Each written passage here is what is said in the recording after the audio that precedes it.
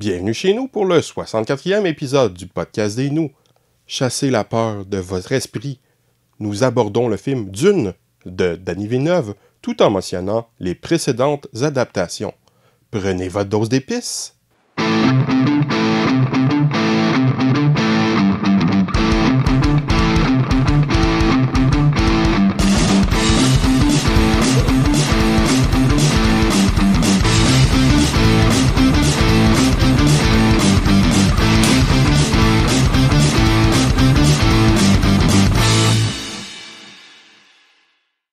Voici maintenant la chronique culturelle, parce que nous autres, on est culturés, man. Hey, hey! Donc, cette semaine, nous allons parler de Dune, réalisé par Denis Villeneuve. Après le projet non abouti de Alejandro Jodorowsky, le film de David Lynch et la mini-série réalisée par John Harrison pour Sci-Fi Channel, voici la nouvelle adaptation du roman classique de Frank Herbert. La grande différence entre ce film et celui de Lynch est qu'il fait preuve de plus de retenue. Warner Bros. Souhaite bien évidemment avec ce film lancer une franchise, toute une série de films. On peut leur souhaiter le succès dans cette entreprise, car contrairement à du MCU ou plein d'autres cochonneries, c'est basé sur une histoire très intéressante, recherchée, intelligente, avec plein de propos, la très bonne série de romans de Frank Herbert, qui depuis continue à être enflé par son fils aidé d'un autre mec. J'ai lu tous les romans de Frank Herbert sur cette série. Pour ce qui est de ceux de Brian Herbert et Kevin G. Anderson, je n'ai lu que les 2 romans qui concluent la série, pas les innombrables préquels. Je me demande sérieusement à quel point les 2 romans en question sont basés sur des notes de Frank, sont fidèles à celles-ci, et me semble y avoir de sérieuses incohérences. Le détail amusant est que les notes retrouvées en question sur le projet d'un dernier roman que Brian et Kevin ont décidé de faire en 2 romans, parce qu'ils trouvaient qu'il y avait beaucoup de matériel, alors que justement pour moi, un des principaux défauts de ces romans est le fait qu'ils traînent en longueur. Je me demande ce que Warner vont faire des romans de Brian et Kevin si jamais ils se rendent jusque-là. J'espère, si c'était possible, qu'ils aient accès aux véritables notes de Frank Herbert sur le projet du 7e roman et en fassent un film, et donc qu'il n'y aurait que des films basés sur l'œuvre de Frank Herbert et donc aucune adaptation des machins de Brian Herbert et Kevin J. Anderson. C'est l'intention de faire une franchise, et ils y vont progressivement. Ils ont attendu d'avoir amassé un peu d'argent avec ce film avant d'annoncer qu'ils feront effectivement le prochain. Il est essentiel d'insister sur le fait que l'adaptation du roman original de la série est en 2 films. Le film qui est sorti n'est que la moitié de l'histoire. La fin du film n'est aucunement une fin. Cela permet de contourner le problème d'adapter tout ce qui se passe dans ce roman en un seul film. L'histoire est tout de même assez complexe et nuancée.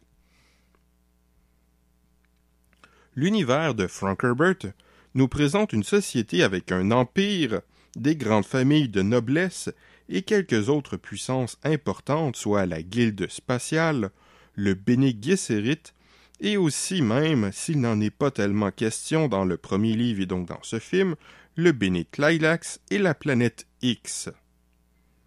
La Guilde spatiale a le monopole du voyage spatial grâce à la capacité de ses navigateurs de faire un grand déplacement en repliant l'espace. Le Bene Gesserit semble servir de conseil, mais en fait cet ordre féminin a une puissance non négligeable, avec entre autres son utilisation des religions. Il y a aussi et surtout la planète Arrakis, surnommée Dune, une planète désertique où vivent les Fremen, un peuple du désert, ainsi que des vers des sables géants, Dieu pour les Fremen, et surtout une planète permettant l'exploitation d'une ressource unique, l'épice. Ouh! Pas juste de l'épice, comme on utilise dans notre cuisine, mais une épice qui permet des prouesses incroyables et incontournables pour la civilisation future, qui donne entre autres à la guilde spatiale sa capacité au déplacement spatial et la préscience pour bien des gens, entre autres le Bene Gesserit. L'épice est la plus importante ressource de l'univers de Dune. L'exploitation de la planète Dune était sous la mainmise de la famille Harkonnen, qui l'exploite avec avidité et brutalité, mais l'empereur a décidé de donner cette exploitation à la famille Atréide, qui sait inspirer la loyauté. Le duc Atréide accepte bien sûr et il souhaite s'allier les Fremen. Mais est-ce que c'est pour le bien de la famille Atréide? On peut se poser la question et craindre le danger. Le personnage principal est Paul Atréide, fils du duc Leto et de dame Jessica du Bene Gesserit. Il serait l'héritier de la famille, mais peut-être pas que. On suit dans le roman et sa première suite ce qui lui advient. Dans les romans suivants, plutôt aux générations futures.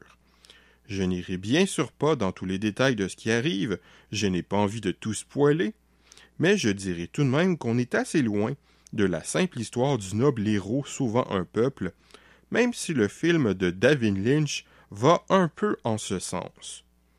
Pour ce nouveau film, Warner Bros. Est allé chercher un réalisateur qui a déjà démontré qu'il est talentueux, y compris dans la science-fiction avec son excellente suite de Blade Runner, un réalisateur qui a exprimé sa passion pour le roman de Frank Herbert, un très bon choix qui devrait rassurer les fans. Beaucoup de fans du roman n'aiment pas le film de David Lynch. Il n'est pas toujours fidèle au roman, ni à toute son histoire, ni à son propos. Bien des spectateurs du film de Lynch, sans avoir nécessairement lu les romans, le trouvent plutôt kitsch, un peu ridicule par moments. Plusieurs qui ont vu ce film et pas lu le livre semblent avoir de la misère à le comprendre. Personnellement, ce film, celui de David Lynch, est un de mes films préférés. Il a eu un impact majeur sur ma vie, et c'est d'ailleurs ce dernier qui m'a fait ensuite lire la série de romans. Je n'avais pas particulièrement de difficulté à comprendre l'histoire la première fois que je l'ai vue, ce qui me fait me demander ce que les gens lui trouvent d'incompréhensible. Oui, il y a pas mal de personnages, certains concepts un peu étranges, et quelques moments passés un peu rapidement, mais ça reste largement compréhensible. J'adore surtout au plus haut point tout le style du film avec sa photographie, sa musique, son montage, le jeu dramatique un peu théâtral des acteurs, la mise en scène, tout. C'est le film qui m'a fait réaliser que le cinéma n'est pas que du divertissement, mais aussi un art. La nouvelle adaptation pourrait sembler un projet un peu casse-gueule pour certains fans à cause des qualités du roman. Pour moi, c'est un peu casse-gueule à cause qu'il aura à subir la comparaison avec un des films que je préfère de tout le cinéma. Ce qui ne signifie aucunement que c'est un projet sans intérêt. On cherche ici à faire une nouvelle adaptation plus fidèle à l'œuvre de Frank Herbert. Cela pourrait possiblement sembler futile suite à la mini-série, mais celle-ci, bien qu'étant d'un budget très correct pour de la télévision et étant bien faite, on est bien loin d'une méga-production cinématographique. La mini-série est assez agréable, mais souffre de pas mal de défauts avec des effets numériques assez moyens, une photographie et des décors tout à fait honorables mais qui pourraient être tellement mieux avec un budget conséquent, et des jeux d'acteurs souvent assez sous-joués, ainsi qu'un certain manque de rythme dans le montage et la mise en scène. C'est David Lynch a fait un film assez fortement stylisé, un space opéra un peu grandiloquent, Denis Villeneuve semble chercher à faire quelque chose de plus réaliste, plus vraisemblable, plus froid. Il fait preuve de plus de retenue. La photographie est léchée avec des designs très réussis pour les immeubles construits, les costumes et les vaisseaux spatiaux, mais la caméra insiste moins pour les montrer comme quelque chose d'extraordinaire, ce qui n'est pas nécessairement un mal. Je ne suis pas sûr de ce que je pense de la manière dont sont représentés les yeux des Fremen, les yeux bleus sur fond bleu, qui ici n'ont qu'un fond à peine bleu. C'est sans doute plus vraisemblable, cohérent avec le style plus subtil de ce film, mais c'est à peine visible dans pas mal de plans et assez peu spécial. La portion du film qui se passe sur Caladan, la planète d'origine des Atrides, semble moins mythique. Je trouve que d'un point de vue visuel, on perd un peu en insistant moins sur l'importance de l'eau, sur ce qui fait la différence d'Arrakis. Ça semble juste un équivalent de la Terre. Plus grave, Arrakis, la planète désertique qu'on surnomme Dune, si elle semble bien désertique, le visuel est beaucoup plus froid. On ressent assez peu la chaleur du désert, même la mini-série me semblait plus réussie de ce côté-là, malgré un visuel beaucoup moindre. On voit assez peu les autres planètes. Bon, dans le film de Lynch, il n'y avait pas non plus tellement de scènes sur d'autres planètes, quoique tout de même un peu plus, il me semble. Leur style visuel permettait de leur donner un statut important, d'en faire des lieux mythiques. Le jeu des acteurs dans le film de David Lynch était tout de même assez théâtral, très fort, un peu trop exagéré sans doute pour certains personnages, bien que ce n'était pas vraiment un défaut selon moi.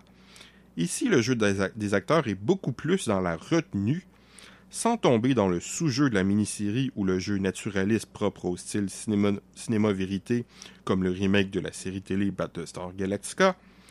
Cela contribue à rendre le film plus réaliste, plus vraisemblable, plus crédible, mais moins spectaculaire, stylisé, mythique.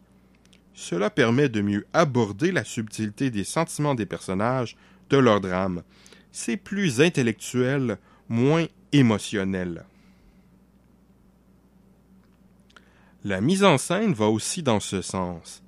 La musique de Hans Zimmer accompagne bien le film, mais elle ne fait guère plus, contrairement à la musique d'un Toto, pour le film de David Lynch, qui était très forte, puissante, pleine d'émotions, accompagnant à merveille les émotions et le style magistral de l'adaptation de l'époque. Ça fait le travail, c'est très correct, mais c'est tout, on le remarque assez peu. C'est un peu long pour un blockbuster. C'est un excellent film de science-fiction, mais on peut se questionner sur ses chances auprès du grand public et pour démarrer une grosse franchise cinématographique. Vu les sujets abordés par l'histoire, le nombre de morts nécessaires pour un grand space opéra au sujet si dramatique, c'est étonnamment peu violent, ce qui lui permet d'être plus grand public, mais la violence n'aurait pas été nécessaire pour en faire un meilleur film. Ce n'est donc absolument pas un reproche, seulement une constatation. Bien évidemment, cette adaptation est beaucoup plus fidèle que le film de David Lynch au roman de Frank Herbert. C'est tout à fait intéressant et pertinent de voir une adaptation plus fidèle, quoiqu'après la mini-série et sa suite adaptée des 2 romans suivants, je dois avouer que je suis beaucoup plus curieux et intéressé de voir des adaptations des romans suivants. Malgré un budget bien moindre et un style clairement moins réussi, les mini-séries sont tout de même très correctes. Ce film est vraiment intéressant, une adaptation tout à fait réussie et fidèle du roman. Un film très intéressant et agréable à voir, mais hélas, il ne peut que faire assez pâle figure à côté du chef-d'œuvre de David Lynch. Surtout que, il ne faut pas l'oublier, il n'est que la moitié de l'histoire. Le choix de l'endroit où s'arrêter est pas trop mal, au moins ça ne termine pas risiblement au milieu d'un danger immédiat, nous demandant d'attendre angoissé si le héros survivra d'ici la sortie du film suivant, à la manière d'un épisode de la série Batman avec Adam West. mais en même temps, cela n'est pas particulièrement fort pour une fin de film. Heureusement que Warner a bel et bien finalement annoncé la production du second, parce que ça ferait vraiment tâche de terminer ici. Pour ceux qui se souviennent de mon système de notes, qui est sur 5, je donne un 5 à un chef-d'œuvre, un 4 à une œuvre qui se démarque particulièrement, un 3 à un divertissement honnête, un 2 à une œuvre moyenne, un 1 à une œuvre qui est mauvaise et un 0 à une nullité absolue, telle que la Russie qui n'envahit pas ses pays voisins, oh mon Dieu! Donc, pour le moment, je donnerais un 3 sur 5. C'est un divertissement honnête, tout à fait intéressant, mais on ne ressent pas tant d'émotion. Pour le moment, la profondeur de l'intrigue est à peine entamée. J'attendrai le suivant qui me poussera peut-être à réévaluer à la hausse d'une première partie. On peut se demander ce que donneront les adaptations des romans suivants si les films sont produits. Je ne crois pas que tous les romans nécessitent 2 films, surtout le second, Messiah of Dune, qui est court et n'a été adapté précédemment que comme un des 3 épisodes de la mini-série Children of Dune, les 2 autres épisodes étant adaptés du roman de ce titre. God Emperor of Dune me semble particulièrement difficile à adapter vu la nature de ce qu'il raconte, de ce qu'on y voit, de son rythme et du temps qu'il couvre. Heretic of Dune me semble relativement facile à adapter, mais Chapter House est un peu long et se termine de manière un peu particulière.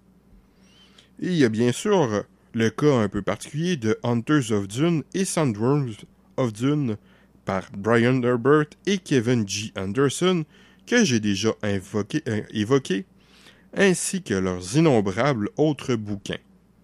Mais seul l'avenir nous dira ce qu'il en adviendra si la série se rend jusque-là. Ah, du bon Carrie. Au revoir et à bientôt!